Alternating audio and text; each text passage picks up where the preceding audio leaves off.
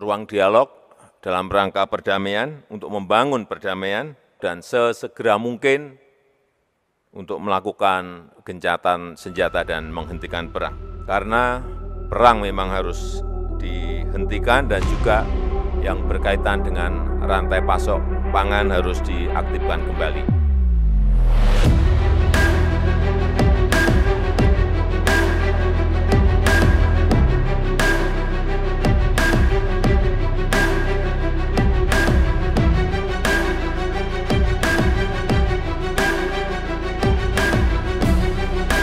Saya kira Pak Jokowi sudah mengunjungi wilayah yang volatile, dan saya kira dalam hal ini dia bisa kita sebut sebagai pemimpin yang berani untuk mengambil risiko, risk taker.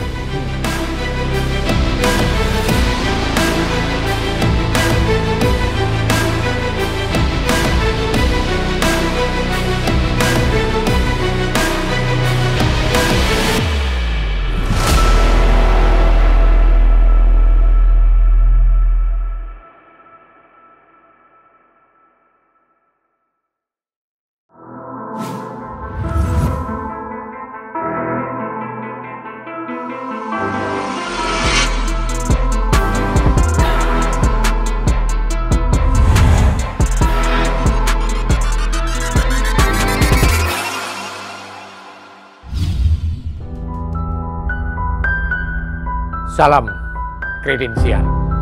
Para sahabat kredensial, Presiden Jokowi baru saja hadir di KTT G7 G7 di Jerman. Dan tadi pagi saya melihat berita, ada foto, ada video.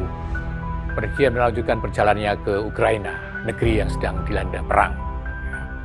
Naik kereta api dari Polandia dengan sejumlah rombongan kecil. Ada di sana, saya lihat ada Ibu Negara, ada tentu Menlu, dan semua pengawal. Perjalanan ini juga sangat menarik.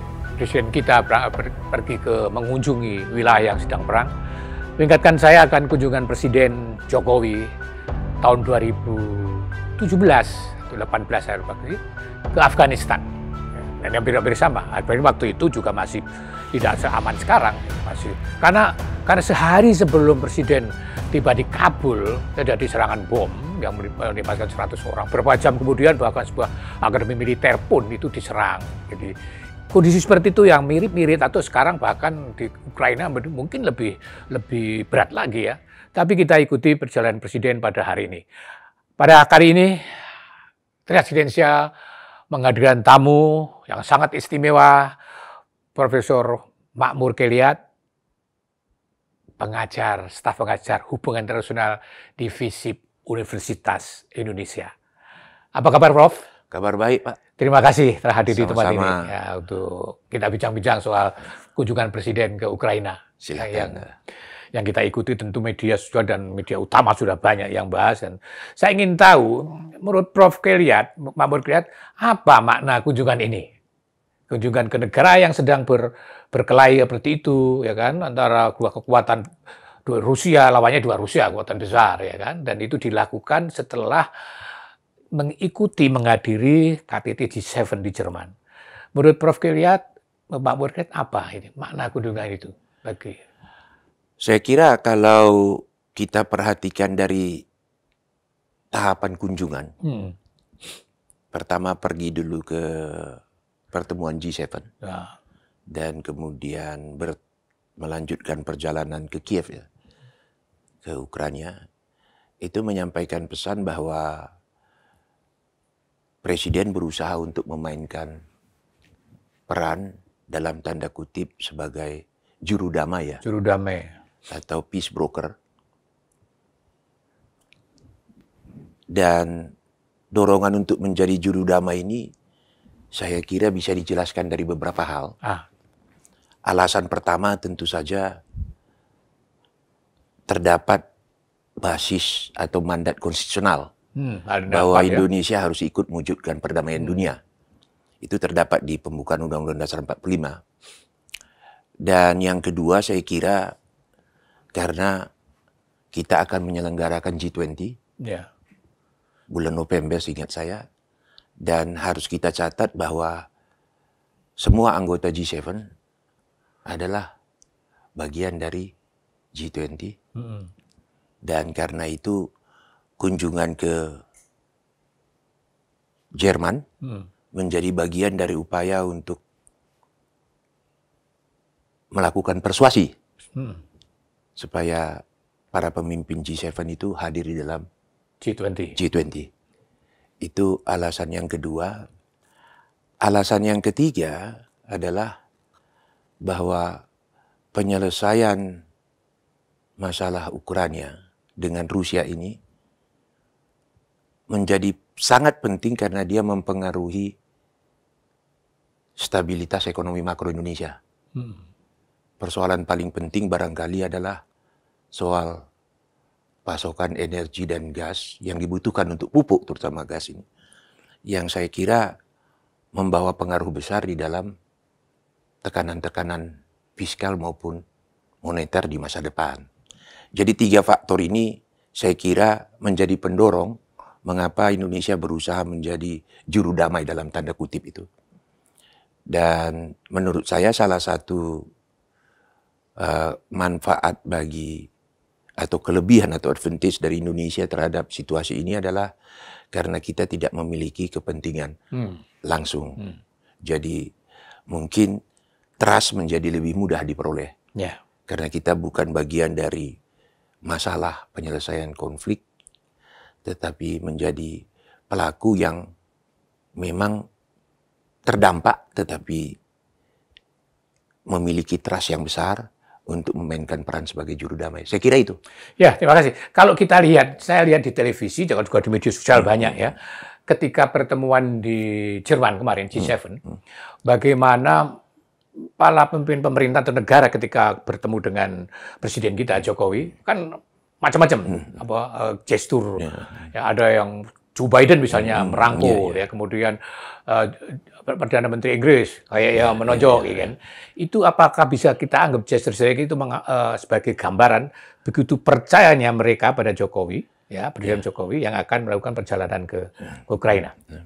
Iya, saya kira sebagai sesuatu diplomatic gesture, saya kira itu menunjukkan pesan kepada publik bahwa Pak Jokowi adalah seorang yang friendly dan bisa diajak menjadi teman berbincang yang baik. Namun harus kita catat dari perspektif disiplin ilmu hubungan internasional, personal relationship itu bukan sesuatu yang terutama maksud saya, karena setiap negara itu memiliki kepentingan-kepentingan yang berbeda. Jadi mungkin pengidentifikasian kepentingan-kepentingan ini juga menjadi bagian dari proses untuk mencapai solusi. Tetapi Pak Jokowi terlepas dari itu sudah memiliki modal bahwa dia bisa menjadi seseorang yang mungkin memainkan peran sebagai juru damai itu. Tetapi peran itu tidak dengan sendirinya bisa menghilangkan kepentingan-kepentingan dari aktor yang terlibat secara langsung di dalam konflik Ukraina dan Rusia itu. Ya, misalnya kalau Eropa kan jelas terdampak pertama-tama dari pengungsi, kan? Pengungsi yang berapa 7-8 juta yang sana, 16 juta ke sana. Kemudian juga dari energi gas, minyak dan gas kan sana terdampak juga. Bagi mereka, artinya kan bagi mereka kunjungan Presiden Jokowi ini juga akan berdampak positif bagi mereka kalau itu berhasil kan. Berhasil atau tidak urusan lain. Tapi bahwa itu ada suatu langkah yang positif bagi mereka, ya kan. Itu merupakan titik masuk yang baik. Tetapi untuk kemudian mengkapitalisasi peran sebagai orang yang dipercaya, itu membutuhkan waktu lagi untuk mengakomodasikan kepentingan-kepentingan yang mungkin berbeda antara aktor-aktor yang terlibat. Secara umum, secara umum seperti yang disampaikan tadi ya, itu memang sebuah isyarat, ya kan, isyarat ya itu jalan bagus gitu. Karena selama ini kan nyaris tidak ada pemimpin negara manapun, ya kan, yang mengunjungi dua pihak yang bersengketa itu berkelahi. Kalau Eropa Barat jelas sikapnya kan, itu kan ke Ukraina, ya kan, Ukraina. yang ada yang pernah ke Moskow ada Macron misalnya ke sana, Jerman ke sana. Tapi yang melakukan seperti yang dilakukan oleh Pak Jokowi ini kan belum pernah ada, apalagi Asia. Sepemahaman saya, pemimpin yang paling dekat dan bisa berbicara dari hati ke hati sebelum kasus Ukraina ini adalah Merkel. Angela Merkel ya. Merkel ini memiliki kelebihan ketika berkomunikasi dengan Putin. Mungkin karena Merkel pernah hidup dari lama timur ya, dari timur, ya. Pernah hidup lama di Jerman Timur, dan mungkin dia memahami juga karena Putin pernah ditempatkan di Jerman Timur. Jadi latar belakang historis seperti itu mungkin menjadi titik awal perbincangan yang menarik kalau mereka ketemu. Namun setelah Merkel, saya kira memang Eropa Barat kehilangan seseorang yang mampu berbicara dan memahami karakter personality dari Putin. Saya kira ini mungkin yang menjadi catatan menarik. Dan salah satu kelebihan dari Pak Jokowi barangkali karena secara personality kan lebih banyak low profile. Dan mungkin ini menyampaikan pesan tidak seperti Eropa yang barangkali memiliki patronizing behavior, you should do this thing, begitu. Dan saya kira ini menjadi modal yang baik untuk melakukan komunikasi. Tetapi sekali lagi yang mau saya sampaikan, personality matters, tetapi itu tidak bisa menjadi satu jawaban tuntas untuk menyelesaikan persoalan di Ukraina. Bahwa itu ada langkah awal kan yang penting kan. Karena misalnya diterimanya Pak Jokowi oleh Zelensky dan Putin itu kan juga langkah awal ya. Langkah awal yang baik karena setiap proses perundingan awalnya dari komunikasi. Betul ya. Saya kira ini sudah menjadi titik yang baik. Perlu saya sampaikan begini kira-kira Pak. Beberapa negara yang kalau kita identifikasikan kepentingannya memang cukup rumit. Saya kira seperti Amerika Serikat memang memiliki ambisi untuk menjadi satu negara mempertahankan status quo hegemoniknya. Dan saya kira dalam upaya untuk itu kepentingan mereka berusaha untuk mengekspand membership dari NATO. Dan sementara di sisi lain Rusia melihat bahwa sebenarnya Ukraina itu adalah secara historis menjadi bagian dari Rusia. Dan istilah Ukraina itu sendiri bagi Rusia itu adalah sebagai frontier, sebagai garis terdepan. Bagaimana mungkin garis terdepan ini, kenapa ada military base di sana? Yang saya kira memang yang dia mintakan sederhana. Limited autonomy dari Ukraina dengan penjelasan bahwa tidak boleh ada pangkalan militer di sana. Saya kira itu dua hal kepentingan geopolitik dan geostrategis yang berbeda yang menyebabkan harus dicari jalan tengahnya. Kepentingan lain seperti European Union juga agak berbeda. European Union ini walaupun nampak memberikan bantuan terhadap Ukraina, tetapi umumnya mereka berbeda pendapat. Karena apa? Karena ketergantungan terhadap energi. Negara-negara EU yang tergantung hampir 90-100% tidak bisa bersikap sekeras seperti negara-negara yang tingkat ketergantungan energinya rendah. Jadi saya kira karena itu umumnya ada negara-negara dari Eropa itu yang memberikan humanitarian assistance daripada military aid. Jadi saya kira ini pendekatan-pendekatan yang berbeda. Bagaimana mencari titik tengahnya itu menjadi satu soal yang cukup penting. Tetapi sebelum mencapai titik tengah itu, tentu saja harus dibuka jalur-jalur komunikasi. Di situ saya kira peran Pak Jokowi akan menjadi sangat signifikan begitu. Jadi apa yang dilakukan Pak Jokowi kali ini, yang dimulai pada hari ini, itu juga sebuah langkah kemanusiaan ya. Kalau dalam konteks tadi Prof jelaskan tadi, kemanusiaan kaitannya dengan entah itu minyak, gas, atau gandum yang terutama negara Afrika dan sebagainya. Jadi itu bisa dikatakan langkah perdamaian kemanusiaan. Saya kira dengan mengunjungi wilayah konflik, pesan yang disampaikan adalah bahwa mesti terdapat upaya-upaya untuk melakukan komunikasi. Saya kira Pak Jokowi sudah mengunjungi wilayah yang volatile, dan saya kira dalam hal ini dia bisa kita sebut sebagai pemimpin yang berani untuk mengambil risiko, risk taker. Dan yang paling unik adalah tidak memiliki kepentingan langsung. Indonesia secara geopolitik, saya kira di luar wilayah konflik itu. Cuman memang dengan kepentingan kita adalah agar situasi menjadi lebih baik, karena sebenarnya kalau kita bayangkan dalam 3 tahun ini, Pak, kita kan mengalami 2 kejutan ya. Satu adalah COVID. COVID itu, tapi itu bukan hasil buatan manusia. Sementara konflik ini itu kan pembuatan kebijakan manusia yang sebenarnya harusnya bisa manageable ya. Ini yang saya kira yang dilakukan. Jadi supaya proses recovery kita itu berlangsung dengan baik. Karena kan andai kata harapannya bisa damai, kan dampak ikutannya bisa terselesaikan ya. Selain COVID urusan lain lagi, tapi misalnya krisis pangan yang akan berlarut-larut juga akan terselesaikan, ya, pulihnya pelan-pelan. Tapi tentu, sampaikan oleh Prof. Makmur Kriya tadi kan ini adalah langkah awal. Ya. Artinya apa? Artinya bahwa negara lain pun, katakanlah G7, negara Eropa Barat, yang lain kan semestinya mendukung langkah itu. Iya. Ya kan? Iya, jadi begini, yang seperti yang saya sampaikan tadi, kalau G7 datang di G20, dan kalau Putin datang kemari, dan kalau Zelensky datang kemari, saya kira kan menjadi komunikasi yang lebih, yang sifatnya multilateral.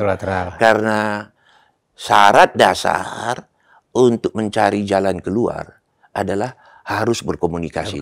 Bertemu dan berkomunikasi. Karena itu, jika nanti ini berhasil kunjungan, maka tahap kedua pertemuan G20 ini akan menjadi sangat menarik. Indonesia kemungkinan akan mendapatkan international spotlight. Saya kira ini akan juga menunjukkan kepada dunia luar bahwa Indonesia adalah negeri yang aman, nyaman, dan mempunyai peran penting untuk mewujudkan perdamaian internasional. Saya kira kalau itu berhasil dilakukan akan menjadi sangat menarik. Keberhasilan pertama kan tentu setelah pertemuan G7 tentunya adalah komitmen negara-negara lain untuk hadir di G20. Kalau mereka tadi sampaikan Prof. Makmur tadi kan pada mereka hadir, ya entah yang Amerika, Uni Soviet, Zelensky dan semua hadir semua Eropa, itu keberhasilan pertama kan. Karena lanjutannya adalah di Ukraina ini. Nanti lanjutannya setelah G7 akan menjadi seperti apa, dan peran Indonesia mungkin tadi sampaikan oleh Prof. Makmur tadi kan akan lebih meningkat peran Indonesia. Dan itu akan kepercayaan masyarakat dunia terhadap Indonesia pun meningkat. Nah, kalau dari sisi panggung internasional, kalau di Indonesia apa yang sebetulnya yang ingin, kan tentu ada tadi sebenarnya sudah disinggung sedikit tadi, ada kepentingan diri dalam arti supaya dampak perang itu tidak berlarut-larut, yang secara tidak langsung berpengaruh terhadap Indonesia juga. Artinya juga memikirkan juga nasib rakyat kita kan, karena entah itu energi, entah itu gandum dan sebagainya. Gimana, Bro? Ya, jadi saya kira perang Ukraina ini kan menyebabkan terjadinya supply shock pertama supply shock ini intinya adalah pasokan-pasokan di tingkat internasional, terutama energi dan bahan pangan, itu menjadi tersendat. Ongkos laut yang sepemahaman saya sekarang, shipping cost, itu meningkat 12 kali lipat. Itu yang menyebabkan di beberapa negara inflasi menjadi meningkat. Jadi saya kira energi pun menjadi meningkat harganya. Karena semuanya mengalami supply shock. 2 kali kita mengalami supply shock, yaitu sekali pada waktu COVID, dan yang kedua ini adalah dengan perang itu. Kalau dalam COVID seperti yang saya sampaikan tadi, kita tidak bisa berbuat apa-apa. Karena aktivitas manusianya memang kemudian yang mengambil tindakan sendiri untuk tidak melakukan kegiatan-kegiatan ekonomi. Tetapi waktu masalah Ukraina itu adalah kebijakan-kebijakan yang saya kira bisa diatasi. Karena itu kalau kita perhatikan dengan kenaikan energi yang luar biasa ini, kita akan ada tekanan-tekanan fiskal. Jadi sepemahaman saya kalau harga energi ini tidak mengalami penurunan, maka kita akan mengalami defisit subsidi energi, bukan defisit ya, tapi subsidi energinya itu sekitar hampir 450 atau 500 T. Karena itu ada kebutuhan supaya situasi menjadi normal kembali. Kalau situasi menjadi normal kembali, tekanan-tekanan fiskal maupun tekanan-tekanan nilai tukar itu berhasil atau lebih bagus untuk dikelola. Saya kira memang ini yang harus kita lakukan. Bagaimana menghubungkan tindakan-tindakan atau diplomatik exercise itu dengan kebutuhan-kebutuhan di dalam negeri. Saya kira itu yang harus dilakukan. Jadi sehingga diplomasi menjadi sesuatu yang lebih konkret, menjadi sesuatu yang lebih mudah dipahami oleh publik. Jadi kunjungan ke Ukraina pun dan ke Rusia pun itu juga akan berdampak positif bagi rakyat Indonesia. Ya kan itu yang diharapkan akan menciptakan semacam koridor yang lebih baik untuk economic recovery. Nah, itu yang harus dipahami kan? Yang dipahami oleh publik. Jadi karena sampai sekarang kan sebenarnya kalau kita lihat dari sisi impor energi, kita ini sekarang bukan negara yang mengekspor, tetapi negara yang defisit di dalam impor minyak. Dan setiap kenaikan $1 akan menciptakan beban berapa T di dalam anggaran kita. Karena itu pupuk juga misalkan menjadi sesuatu yang masalah bagi kita karena sebagian dari komoditas untuk pupuk itu gas berasal dari Rusia dan Ukraina. Jadi saya kira kita perlu untuk membuat seluruh jalur supply ini kembali kepada titik seperti sebelum COVID. Ya, saya kira COVID, itu sebelum perang ya. Iya, sebelum perang. Paling tidak sebelum perang. Jadi kan nggak ada istilah saya, nggak ada maksud kunjungan itu ya untuk memperoleh tepuk tangan, kan nggak ada, kan? Atau toh nggak akan mencalonkan lagi, sudah selesai kan? Iya. Ya kan? Lebih memikirkan kepentingan rakyat banyak, ya tadi katakannya. Nah, kira-kira gitu kan, mau tepuk tangan. Secara konstitusional memang mandatnya adalah bahwa kita ikut mewujudkan perdamaian dunia. Dan yang kedua seperti yang saya sampaikan tadi, bahwa kita ada perhelatan G20. G20 ya. Kita sudah diminta untuk menjadi tuan rumah. Dan saya kira adalah sesuatu menjadi obligation ya sebagai G20 bahwa kita akan menjadi di sorotan internasional. Dan kalau sorotan internasional ini berhasil kita lakukan dengan kedatangan tokoh-tokoh yang dianggap menciptakan kesulitan-kesulitan di tingkat internasional bisa bertemu, tentu saja itu akan menjadi kredit poin luar biasa untuk Indonesia, bukan untuk presidennya sendiri, tetapi untuk Indonesia. Itu hal yang harus dipahami juga kan. Ya, apa kira-kira Prof ya? Kita kan tidak di sana, tapi kita nggak ada di ruangan bersama Jokowi. Tapi apa kira-kira pesan atau kata kunci yang disampaikan Jokowi pada Ukraina dan Rusia ini? Apa kira-kira pesan? Saya kira perdamaian jauh lebih baik dari perang, Pak. Ya. Tentu juga karena impact-nya kayak gitu ya. Ya. Biasanya secara teoritik ya perdamaian atau jalan menuju negosiasi kalau sudah mencapai culminating point, titik puncaknya. Titik puncaknya itu ketika setiap pihak merasa bahwa terjadi stalemate, terjadi jalan buntu, dan kemudian ketika terjadi jalan buntu itu memaksa mereka untuk melakukan komunikasi, tetapi harus ada seseorang atau harus ada media yang men-trigger ya, yang membuat klik begitu, this is time for negotiation gitu loh. Ya. Itu saya kira memang negosiasi sudah dilakukan beberapa kali ya, tapi kan ya di antara mungkin mereka belum sampai culminating pointnya itu, Pak. Nah itu yang pertama, yang kedua kan di antara mereka ketika perang lagi mulai naik gitu ya. Ya, pernah di mediasi misalnya oleh Perdana Menteri Israel kalau salah. Nah, kemudian bahkan tempatnya di sana. Bahkan kemudian oleh Perdana Menteri Turki juga. Iya, sudah. Nah, tapi juga proposal dari Italia juga ada. Ada proposal dari Italia, ada proposal dari mana? Dari Polandia. Polandia ngasih proposal untuk peacekeeping gitu. Antara lain itu ya. Saya kira kalau kita belajar dari sejarah diplomatik, Pak, salah satu faktor yang paling penting adalah leadership. Jadi contohnya gimana itu? Bagaimana para pemimpin itu mampu berkomunikasi dengan pemimpin yang lain. Tokoh-tokoh besar di tingkat internasional diplomasi seperti Churchill itu mampu untuk melakukan komunikasi dan berhasil untuk menyampaikan pesan-pesannya secara pribadi terhadap musuh-musuhnya ketika itu. Dan saya kira kemampuan ini yang harus dimiliki untuk membuat situasi menjadi lebih terkendali. Dalam hal ini perlu saya garis bawahi faktor juru damai ini menjadi sangat signifikan ketika pihak yang bermusuhan memiliki ego yang besar. Jadi biasanya kalau di dalam perang, narasi-narasi yang muncul kan sudah saling bertolak belakang, kan? Konfrontatif, kan? Ya, konfrontatif. Dan untuk mendapatkan titik tengah di situ, harus ditemukan seseorang yang memiliki kemampuan untuk meluluhkan.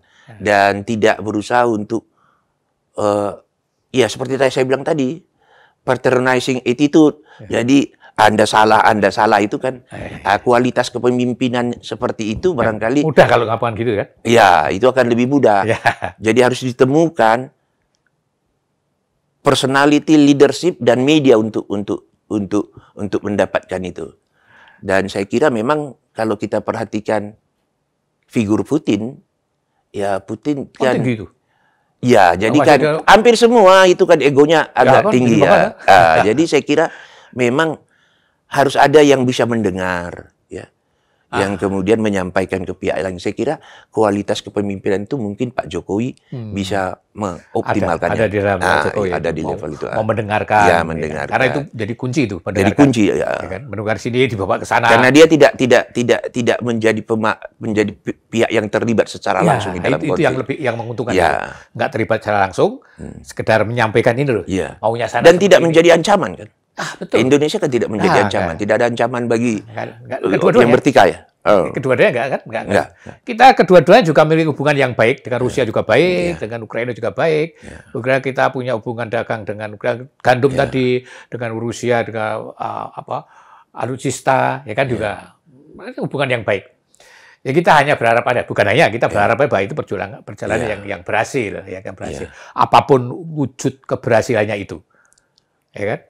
Ya, memang diplomasi kan tidak bisa diukur secara kuantitatif langsung, Pak. Betul. Cuman kalau kita mau bikin dia sebagai sesuatu yang terkait dengan kebutuhan kepentingan nasional kita, seperti yang saya sampaikan tadi, kalau situasinya berhasil untuk mereda, itu akan memperbaiki kondisi ekonomi makro Indonesia. Nah, itu. Jadi semua negara sekarang kan mengalami kesulitan. Ya. Sri Lanka mengalami kesulitan energi dan pangan, Mesir mengalami kesulitan energi dan pangan, Myanmar pun diramalkan oleh FAO akan mengalami kesulitan. Padahal mungkin lebih parah lagi sana ya, Myanmar tutup kayak gitu. Iya, jadi saya kira konektivitas antar negara-negara itu memang tidak bisa diabaikan. Jadi suffering atau penderitaan yang dialami oleh Ukraina dan tindakan-tindakan sanksi ekonomi yang dialami oleh Rusia, sebagian besar kan sebenarnya yang menderita itu adalah lapisan bawah. Persis. Kalau lapisan menengah dan atas itu saya kira mungkin tidak terlalu menderita dengan tindakan-tindakan sanksi ekonomi. Yang harus bisa disampaikan kepada Eropa dan Amerika Serikat adalah bahwa catatan yang ada, sanksi ekonomi itu tidak memberikan perubahan perilaku. Betul. Jadi tidak ada jaminan bahwa sanksi ekonomi akan menjadi sangat efektif untuk mengubah perilaku dari negara yang mengalami sanksi. Bisa menjadi lebih keras lagi. Iya, tetapi itu hanya akan mengakibatkan kesulitan-kesulitan ekonomi yang lebih besar. Jadi saya kira ini yang bagaimana cara menyampaikannya, saya kira yang harus. Ya, karena kan dari hasil G7 itu salah satu pesannya kan itu. Seperti yang dikatakan Prof tadi ya, bahwa tidak bisa dalam kondisi seperti itu hanya sifatnya ngancem. Gitu ya. Misalnya gini, G7 salah satu keputusannya kan sanksi akan dicabut kalau perang selesai. Itu kan syarat-syarat gitu. Tapi mungkin kayak gitu, hanya cara menyampaikan yang harus berbeda lagi. Itu yang sebenarnya kalau saya melihat dokumen-dokumen yang dikeluarkan oleh berbagai lembaga internasional, mulai terdapat kesadaran seperti IMF, Bank Dunia begitu, untuk mengatakan bahwa sanksi ekonomi tidak efektif. Dan kesadaran itu mulai muncul pelan-pelan. Saya kira bagaimana kesadaran secara teknokratis yang saya sebut ini, karena para akademisinya, itu bisa tersampaikan menjadi kesadaran politik dari pemimpin-pemimpin itu. Saya kira ini yang penting menjadi agenda berikutnya. Jadi itu mungkin, Pak. Ya. Terakhir saya ingin tanya, jadi kalau kita ngikuti tadi cerita Prof tadi, dari bagaimana kunjungan itu dilakukan, persiapan dan sebagainya, kita harus mengapresiasi yang dilakukan Presiden pergi ke Ukraina. Begitu kan, Prof? Iya, haruslah. Harus kita apresiasi. Haruslah, Pak. Ya. Kalau sebenarnya kunjungan ke daerah rawan itu kan membutuhkan nyali. God, gitu. Membutuhkan God. Jadi membutuhkan keberanian yang luar biasa. Luar biasa. Ya. Jadi saya kira sesuatu yang memang tidak banyak para pemimpin mampu melakukan itu. Tidak banyak. Ya, tidak banyak. Meskipun kalau di gigi kita, meskipun sudah ada amanat dari konstitusi. Ya. Tapi untuk keberanian untuk keluar dari itu, wujudnya. Jadi itu akan menjadi catatan sejarah, terdokumentasi, bahwa di dalam situasi konflik pun, pemimpin dari Indonesia merasa terwajibkan secara konstitusional untuk mengunjungi wilayah itu. Dan secara moral juga. Iya, secara moral. Saya kira itu yang harus kita garis bawahi. Itu sudah terdokumentasi dan tercatat sebagai bagian dari proses sejarah Indonesia. Ya. Terima kasih banyak, Prof, atas obrolan kita ini. Dan ini sangat bermanfaat bagaimana kita maknai kunjungan Presiden ke Ukraina pada waktu sekarang ini kan masih perang kayak gitu. Dan yang tadi pagi saya sampaikan kan juga 2 rudal menyerang mall kan, yang ada 1.000 orang di situ. Ya. Tapi sekali lagi kunjungan Presiden Jokowi ini adalah tercatat dalam sejarah sebuah keberanian dan kepedulian terhadap bangsa lain yang terdampak oleh perang, selain untuk kebutuhan dalam negeri. Sekali lagi terima kasih, Prof, atas sama-sama. Sahabat Trias Kudensia, terima kasih banyak telah mengikuti dialog kami dengan Profesor Makmur Keliat dari Universitas Indonesia. Dan saya yakin kita semua berharap bahwa kunjungan ini akan buah yang seperti yang kita harapkan bersama. Sekali lagi, terima kasih dan salam Predensia. Silakan. Lupa saya kasih.